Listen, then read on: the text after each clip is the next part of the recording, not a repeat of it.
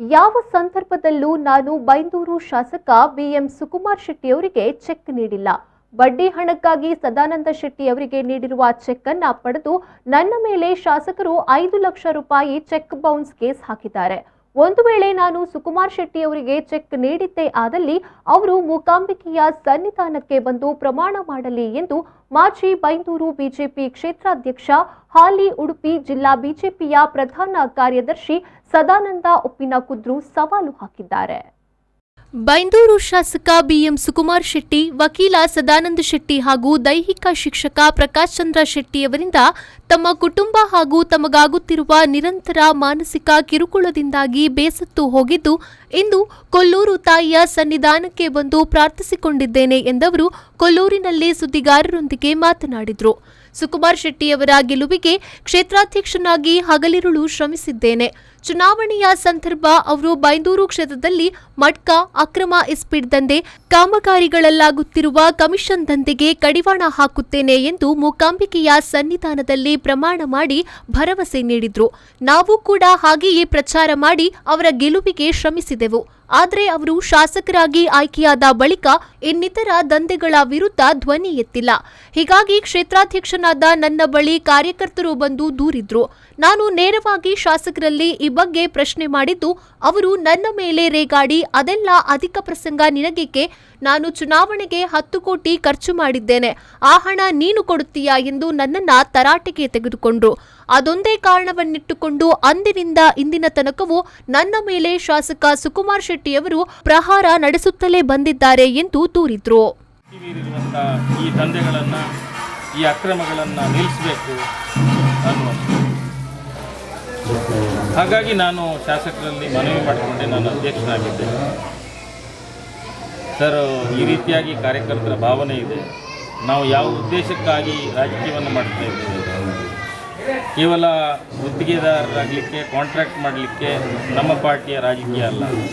ನಾವೇನು ಆಶ್ವಾಸನೆಯನ್ನು ಕೊಟ್ಟಿದ್ದೇವೆ, ರಾಷ್ಟ್ರೀಯತೆ, ವಿಚಾರ, ನಮ್ಮ ಸಂಸ್ಕೃತಿ, ನಮ್ಮ ಕ್ಷೇತ್ರದಲ್ಲಿ ತಾಂಡವಾಡ್ತಾ ಇರತಕ್ಕಂಥ ಬೇರೆ ಬೇರೆ ಕಷ್ಟಗಳು, ಜನರ ಕಷ್ಟಗಳು, ನೋವು ನಲಿಗಳನ್ನು, ಅದನ್ನು ಸುಧಾರಣೆ ಮಾಡಬೇಕು. ಕಾರ್ಯಕರ್ತರ ಅಪೇಕ್ಷೆ ಇದೆ, ಅದನ್ನು ಸರಿ ಮಾಡಬೇಕು ಅಂತೇಳಿ ನಾನು ಇವರಲ್ಲಿ ಮನವಿ ಮಾಡ್ತೀನಿ. ಆಗ ಶಾಸಕರು ಹೇಳ್ತಾರೆ, ಸುಮ್ಮನೆ ಮರೆ, ನಿಮಗೆ ಅದೆಲ್ಲ ಗೊತ್ತಾಗೋದಿಲ್ಲ.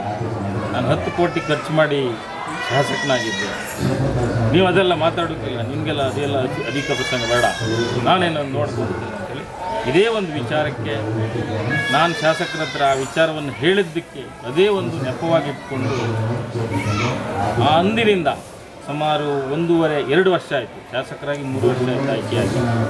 ಕಳೆದ 2 ವರ್ಷಗಳಿಂದ ಅದೇ ಒಂದು ಮಾತನ್ನು ನಾನು ಹೇಳೋದಕ್ಕೋಸ್ಕರ ನನ್ನ ಮೇಲೆ ಹಗೆತನವನ್ನು ಸಾಧನೆ ಮಾಡಿ, ದ್ವೇಷವನ್ನು ಮಾಡಿ, ಇಲ್ಲ ಸಲ್ಲದನ್ನು ಆರೋಪಗಳನ್ನು ಹೊರಿಸಿ ನನ್ನ ವ್ಯವಹಾರಕ್ಕಾಗಿ ವಕೀಲರಾದ ಸದಾನಂದ ಶೆಟ್ಟಿಯವರಲ್ಲಿ 20 ಲಕ್ಷ ಬಡ್ಡಿ ಮೇಲೆ ಸಾಲ ಪಡೆದಿದ್ದೆ.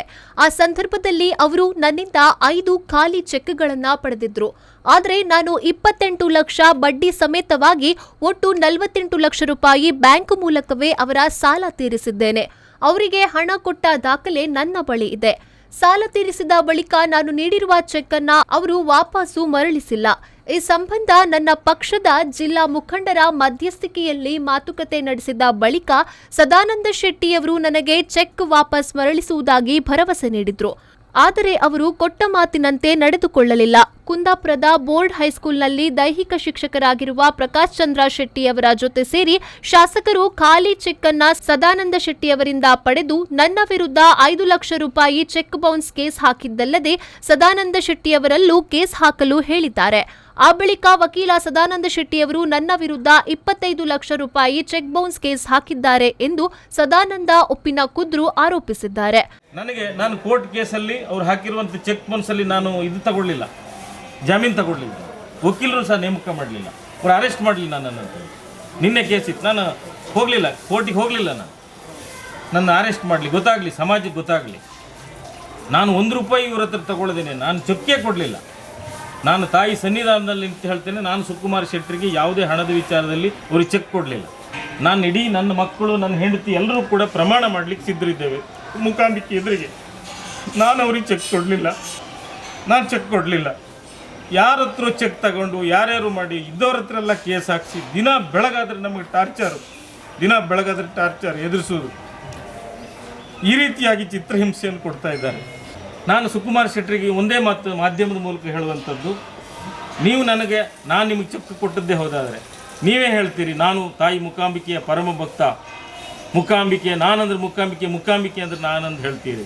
ನೀವು ಮೂಕಾಂಬಿಕೆ ಸನ್ನಿಧಾನಕ್ಕೆ ಬನ್ನಿ, ನಾನು ನನ್ನ ಮಕ್ಕಳ ಮೇಲೆ ತಲೆ ಮೇಲೆ ಕೈ ಇಟ್ಟು ಹೇಳ್ತೇನೆ, ಪ್ರಮಾಣ ಮಾಡ್ತೇನೆ ತಾಯಿ ಮೂಕಾಂಬಿಕೆ ಹತ್ರ, ನಾನು ನಿಮಗೆ ಚೆಕ್ ಕೊಡಲಿಲ್ಲ ಅಂತೇಳಿ.